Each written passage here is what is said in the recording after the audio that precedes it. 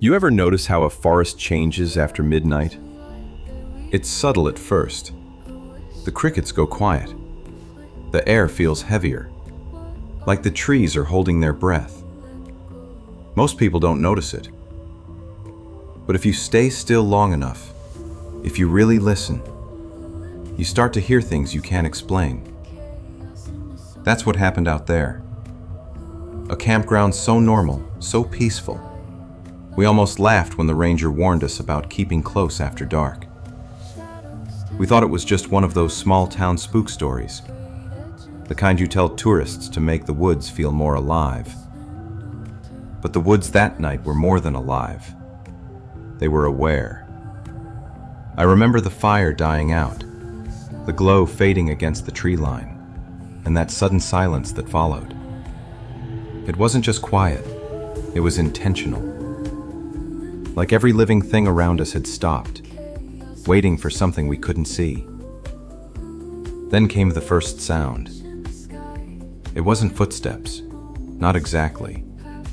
It was softer, like something testing the ground just beyond the edge of light. A slow drag through the leaves, a pause, another step. We called out. Nothing. Just that sound again. Closer this time. And when we finally turned the flashlight toward the noise, there was someone standing there. Not moving. Not hiding. Just watching. When we looked again, they were gone. No sound of retreat, no rustle of branches, nothing. Just the darkness, stretching out like it had swallowed them whole. That was our first night at Lake Marrow, a place everyone called peaceful, until night fell. It started as one of those last-minute weekend trips, the kind you throw together when work's been too much and you just need to get out. There were 3 of us, me, my cousin Eric, and his fiancée Laura. We weren't the outdoorsy type, not really. But Eric had just bought this beat-up old camper van, and he'd been itching to break it in. The plan was simple.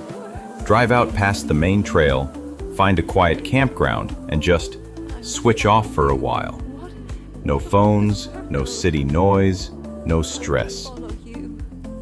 Lake Marrow was our pick. If you've never heard of it, that's kind of the point. It's tucked deep inside a stretch of forest that most people only pass through on their way to bigger parks. No fancy cabins, no marked trails, just a handful of primitive camp spots along the lake's edge, and one dirt road that looks like it hasn't seen maintenance since the 80s. We found it by accident, scrolling through old camping forums that looked like they hadn't been updated in years. Someone mentioned Marrow Lake Campground in a thread about underrated peaceful spots. That word, peaceful, kept showing up again and again. If only we knew. When we pulled up, it really did look peaceful. The sun was low, the lake was like glass, and the pines formed a perfect mirror over the water. There were maybe 4 other campsites, all empty except one, an older RV parked near the tree line with the windows covered from inside. We waved, but no one waved back. That should have been the first sign something was off. Still, it was quiet. Too quiet, maybe, but we chalked it up to being so far out. The kind of quiet that makes you think you finally escaped the world. The ranger station was about 15 minutes down the road. Just a small wooden outpost with a radio antenna out back. The ranger, older guy, late 50s maybe, handed us the map and circled a few spots we could set up. Then he paused, tapping his pen near the north shore of the lake. He said, "Don't go past this bend after dark. The terrain gets tricky." And then, almost like he regretted saying it, "Besides, folks say weird things happen out there at night." We laughed it off. By the time we got the fire going, the forest had turned gold. The light came through the trees in those thin, perfect lines. The kind that make you forget you're miles from anyone else. The air smelled like pine and damp earth, and the lake, man, it was unreal. You could see the sky perfectly mirrored on the water, not a single ripple, not even a mosquito breaking the surface. It felt like we'd found the one untouched corner of the world. Eric was in his element, poking at the fire like he'd been born a woodsman. Laura sat near the van with her camera, trying to catch the sunset reflecting off the lake. I remember thinking, this is the quiet people pay for. We cooked, ate, talked about nothing. Stories from college, bad jokes, all the usual. The kind of easy laughter that makes you forget time. Around 9, the forest started to dim fast. Out there, you don't get city twilight. It's like someone flips a switch. One minute you can see the treetops, the next it's just black silhouettes in the flicker of your fire. Laura noticed it first. She said, "Is it me? Or did the woods just stop?" We paused. She was right. No crickets, no frogs, just that soft crackle of the fire and the occasional pop from the wood. At first, it didn't feel strange, but after a few minutes of that heavy stillness, the kind where even your own breathing sounds too loud, it started to feel wrong. Eric tossed another log into the fire and joked, "Guess they all turned in early." We laughed, forced laughter. That kind of thing you do when you don't want to admit you're uncomfortable. Still, we couldn't shake it. Every so often, one of us would glance toward the tree line, just dark trunks fading into nothing. The shadows out there didn't move, didn't sway. They just stood still. I remember Laura asking quietly, "You guys see that?" We followed her gaze. About 20 yards past the firelight, something reflected back at us. Morning hit hard and bright, the kind of sun that makes you wonder if you imagined everything the night before. The woods looked normal again. Crickets were back, birds everywhere. Even the lake shimmered like glass.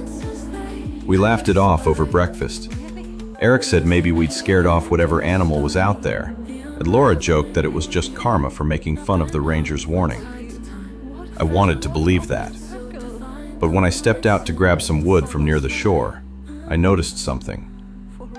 There were footprints in the damp soil. Not ours. These were wider, deeper, and led straight from the tree line toward our campsite. You could see where the grass was pressed flat, almost like something heavy had been pacing just behind the van. I called Eric over. He crouched, squinting at the prints, and said, "Probably from us setting up last night." Except we hadn't been back there. We'd stayed close to the fire. Still, he shrugged it off.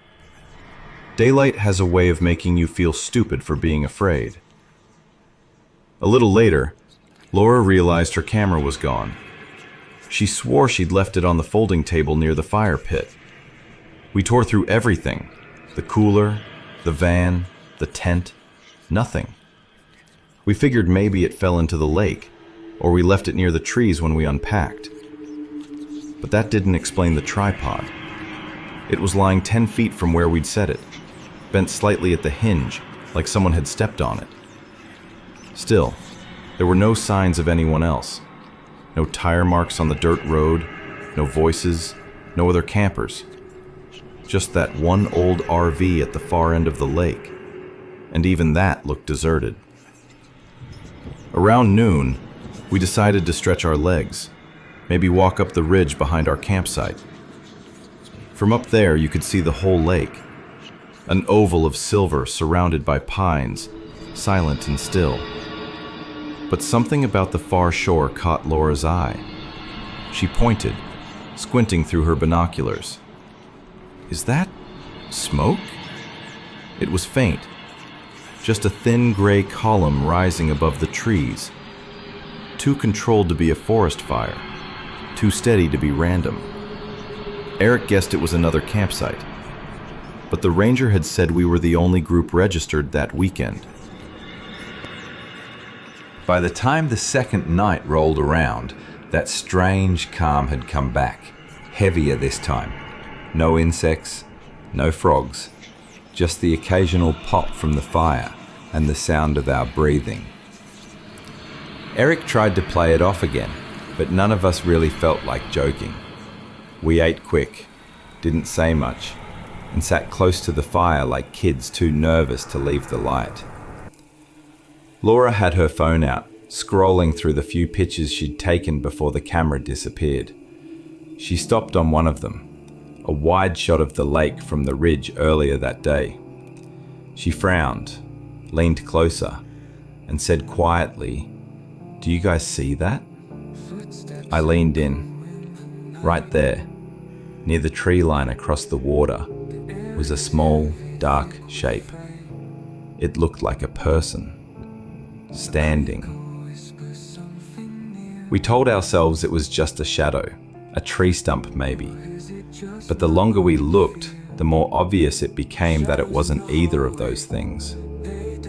As the sun dipped behind the ridge, the temperature dropped fast. We decided to turn in early, lock up the van, and try to get some rest. But around midnight, I woke up to the faintest tapping sound. It wasn't coming from outside, not yet.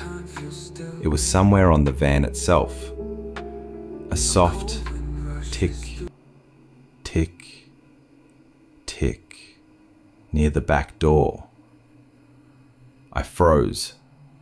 At first I thought it was branches brushing against the metal, but there were no trees that close. Then came the slow drag, something brushing along the side of the van, circling. Eric whispered from the other bunk, "You hear that?" I nodded, barely breathing. The sound stopped. Silence. Then 3 knocks. Deliberate, right against the door. We didn't move, didn't answer. Laura started whispering that it had to be someone messing with us. Maybe the ranger, maybe whoever was in that RV. But her voice was shaking. Eric reached for the flashlight, but before he could click it on, we heard it again, this time from the opposite side. 3 slow knocks. Then footsteps. Not running, just walking, pacing back and forth like... And when it did, we finally stepped outside. That's when we saw what it had left behind. Right under the van window, 3 perfect handprints, pressed deep. You ever look at a place and just know something's off, even if you can't explain why? That's what this campground was like. On the surface, it was the kind of place you'd see in a travel brochure. Calm lake water reflecting the tree line like a mirror. The air thick with the scent of pine and campfire smoke. The hum of crickets carrying into the distance. Families laughed somewhere down the trail. The world looked normal. But there's something about quiet places that unsettles me. Maybe it's because quiet has a way of hiding things. Things that wait until you stop paying attention. When I first pulled in, the ranger at the gate barely looked up. He just said, "You're camping alone? Pick any spot, but don't go past Site 9 after dark." I laughed it off at the time, thought maybe it was a local superstition or some park policy. But by the end of that night, I realized he wasn't joking. Because what came out of those woods after sundown wasn't something you could reason with. And no matter how bright your campfire burns, it's never bright enough to keep that kind of darkness away. I got there late afternoon, the kind of hour where the sun hangs low, spilling gold over everything. The dirt road that led into the campground twisted through miles of pines, and my tires kicked up clouds of dust that hung in the still air long after I passed. There was a sign nailed to an old post that read Clearwater Ridge Campground, established 1967. The paint was faded, chipped by decades of weather. But what caught my eye was the smaller handwritten sign beneath it, Rangers on duty until 7 p.m. I remember thinking that was odd. Most parks had 24-hour staff, or at least a number to call if something went wrong. But the place looked well kept. Trash bins lined up neatly, picnic tables varnished, trails clearly marked, so I told myself not to overthink it. The ranger station was just a small wooden cabin with a green roof, sitting at the bend of the road. The ranger I met there didn't say much. Middle-aged, weathered face, heavy bags under his eyes like he hadn't slept in days. He slid the check-in form toward me, his voice low and flat. "You're by yourself?" he asked. I nodded. He paused and said, "All right. You can take Site 7 if you want, but don't go past Site 9, not after dark." That line stuck with me. Don't go past Site 9. When I asked why, he just looked toward the tree line, that silent, endless wall of green, and said, "You'll see why folks don't like that end." Then he handed me the map and went back to his paperwork like the conversation never happened. I didn't press him. I should have. The campsite itself was beautiful, at least at first. It sat right by the water's edge, tucked between two tall birch trees that swayed gently in the wind. You could hear the lake lapping softly against the rocks, the kind of sound that makes you think everything's fine in the world. I set up my tent, unpacked my cooler, and started a small fire. But even as I was hammering down the last stake, I noticed something strange. Every few minutes, I'd hear a sound, like a single branch snapping somewhere deep in the woods. Not loud, not close, but far enough away. By the time I finished setting up camp, the light was fading fast. The treetops had turned that deep amber color that only lasts a few minutes before dusk, and the lake was perfectly still, not a single ripple. The air cooled suddenly, like someone had opened a door to another season. I sat by the fire with a can of soup heating on the little stove, watching the sky trade its gold for a pale blue. Somewhere out on the opposite shore, a loon called, that long, echoing cry that always sounds a little too human when you're alone. I remember thinking it was peaceful, until it stopped mid-call, just cut off. At first, I thought maybe another sound had drowned it out, but no. The woods went completely silent. No frogs, no crickets, just the faint hiss of my fire. That's when I noticed something else, that same snapping sound I'd heard earlier, but closer now, maybe 50 feet away. It came once, then again, steady, slow, like someone stepping carefully between branches. I grabbed my flashlight and shone it toward the trees. Nothing, just trunks, shadows, and that heavy kind of darkness that swallows everything past the first few feet. I called out, thinking maybe another camper had wandered off the trail. My voice sounded strange, too loud in the quiet. No answer. So I did what any rational person would do. Told myself it was probably a raccoon or a deer. I went back to the fire, but I couldn't shake the feeling that the sound had stopped because I was listening. The fire crackled louder as the night deepened. I noticed the temperature dropping more than it should have. I could see my breath even though it was early summer. I added more wood, sat back, and tried to relax. That's when I heard it again. But this time, it wasn't a snap. It was a whistle. Low, drawn out, and deliberate. It came from the direction of Site 9.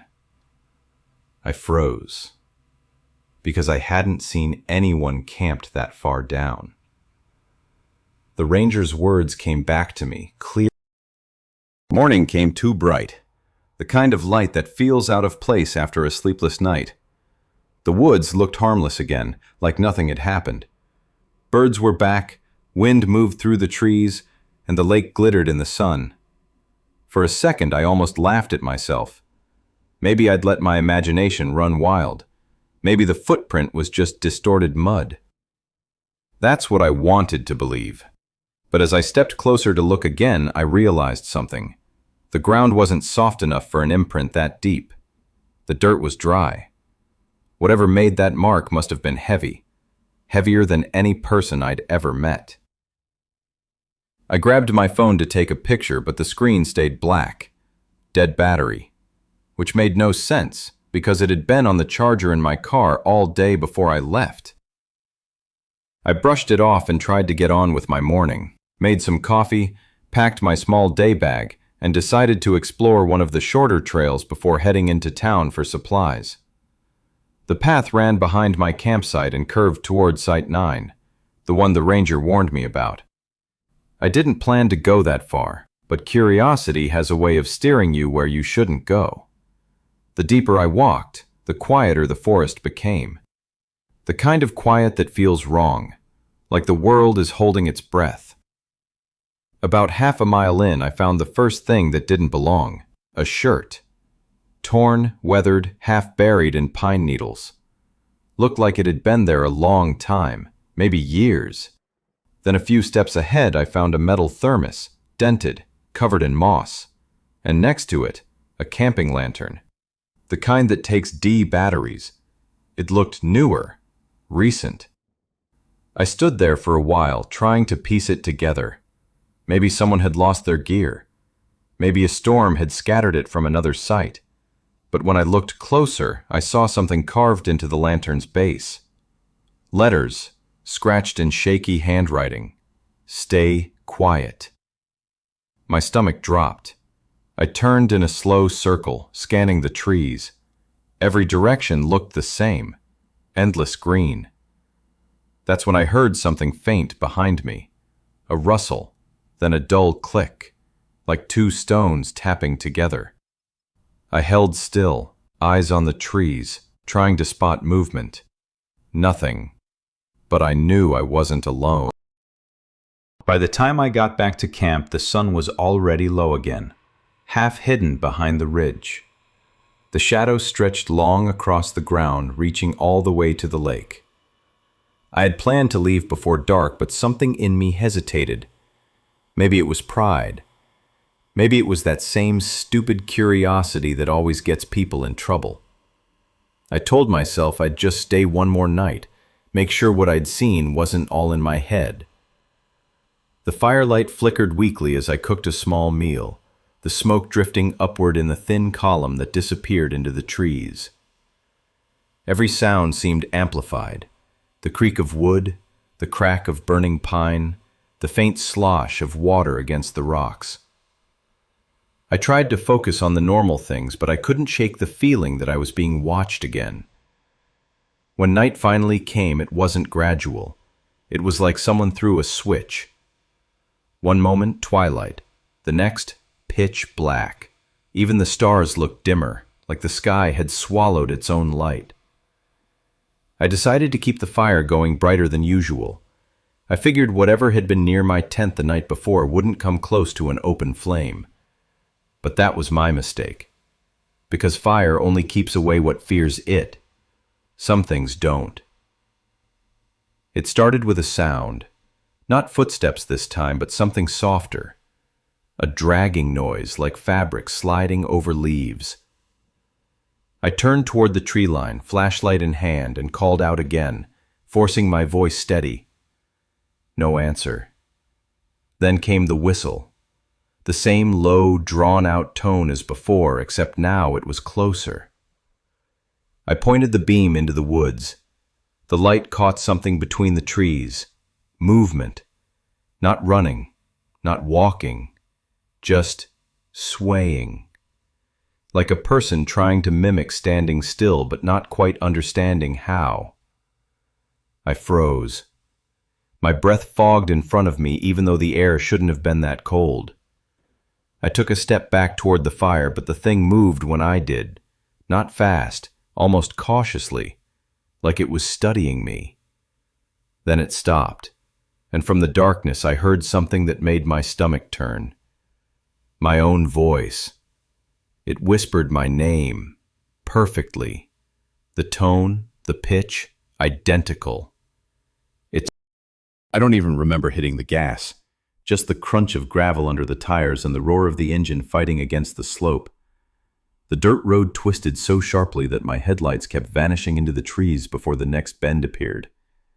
I kept glancing in the rearview mirror even though I didn't want to. Every few seconds, I thought I saw movement. Something tall darting between the trunks, just out of range. The farther I got, the worse the fog became. It didn't roll in. It was sudden, thick, like smoke rising off the ground. My high beams did nothing. All I could see was white.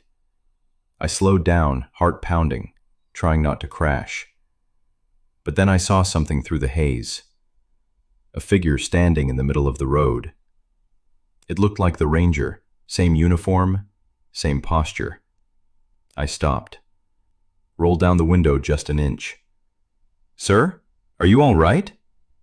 He didn't answer. He just lifted a hand, pointing back toward the direction I'd come from, toward Site 9. That's when I noticed his other hand. The skin was pale, stretched thin, like it wasn't his. His fingers didn't bend right. And his eyes. They weren't eyes at all. Just dark hollows. I slammed the car into reverse, tires screaming as I backed away, then shifted into drive and tore through the fog. I didn't care where the road led. I just needed distance. But it felt endless. Every turn looked the same. I should have reached the main highway by then, but all I saw were trees, twisting endlessly, like the forest had rearranged itself. Then, something hit the car, hard. The impact came from the passenger side, a deep thud that rocked the whole frame. I spun the wheel, but whatever it was clung to the door. For a split second, I saw it. A shape, hunched low, long arms dragging across the window. The skin looked wet, stretched, wrong. It pressed its face against the glass and smiled. But the smile was human, perfectly human, like it had borrowed it from someone else. I swerved off the road, through the ditch, and into the trees. The car jolted to a stop against a fallen log. Smoke poured from the hood. I didn't wait. When the sun finally clawed its way over the ridgeline, the cave mouth looked nothing like it had the night before. The storm had passed, but the air still felt charged, static, clinging to the rocks, to the hairs on the back of your neck. Ranger Lewis didn't speak as he packed up the gear. Neither did Holt. They just kept glancing toward the cave, like it might start whispering again. The carvings were still there. The same twisting symbols burned deep into the limestone. Only now, they looked darker. Not in color, but in depth, like they'd been recut overnight. Lewis took photos, dozens of them, but when he checked the camera's display, every image showed nothing but blank stone. No carvings, no symbols, just smooth rock walls. He thought the lens had fogged, but even after cleaning it, the result was the same. The cave refused to be documented. By the time they hiked back to the ranger station, both men looked exhausted. Not from the climb, but from the silence they couldn't shake. It followed them, like the mountain itself was holding its breath. At the station, their supervisor, Chief Ranger Harlan, demanded a full report. Lewis tried explaining what they saw. The sound like chanting under the rock, the way the walls seemed to move. But the words came out hollow. The more he spoke, the more insane it sounded. When Holt backed him up, Harlan just stared between them, unmoved. "There's nothing on the footage," Harlan said. "No carvings, no audio anomaly, nothing. You found a cave, that's it." But Lewis knew what he saw. He printed the photos, every single blank frame, and one thing stood out: a faint pattern in the grain. He laid them out under the UV light in the evidence lab, and that's when he saw it. The carvings were there, only visible under ultraviolet. But not just carvings, faces. Hundreds of them, twisted, overlapping, screaming silently out of the rock. That's when he realized the markings weren't just inscriptions. They were impressions. The wall hadn't been carved. It had absorbed. It's been years since the cave incident was officially closed, buried under a mountain of red tape and government silence. The official record claims there was never a discovery, never an investigation, and no missing ranger. But ask the older officers, the ones who worked the park before the new management, and you'll see it in their eyes. They know something's there, something the reports won't ever admit. Somewhere deep in those hills, past the ranger roads and hiking trails, lies a ridge the maps won't label. And if you find the cave, it won't look like much at first. Just a dark cut in the limestone. But step closer and you'll feel it. That low hum under your feet, the same vibration Lewis described in his statement before it vanished from record. He once said the carvings didn't feel old, they felt alive, like they were waiting for something, or someone. Every year, a few hikers go missing around that area. They call it disorientation, exposure, or just poor navigation. But the locals still whisper that the ground remembers where it opened. And if you disturb it, it takes something back. There's a saying among rangers in that district now, one that isn't written anywhere, but passed quietly from rookie to rookie. If you find a cave that hums, turn around. If the walls look like they're watching, they probably are. And if you hear your own voice echo from deeper inside, don't answer. Lewis never spoke publicly again. His last communication to the forestry department was a short email with no attachments. The subject line simply read, "They're not done carving." And maybe that's the real warning here. Some things buried in the earth were meant to stay that way. Because if those markings are doors, like Holt believed, then something on the other side knows we found them. This is Ranger File number 27-06B. Status: sealed. Classification: unknown. Origin: recommendation: do not excavate. Do not return. And if you ever find yourself near that ridge, remember this report, because the stone remembers you.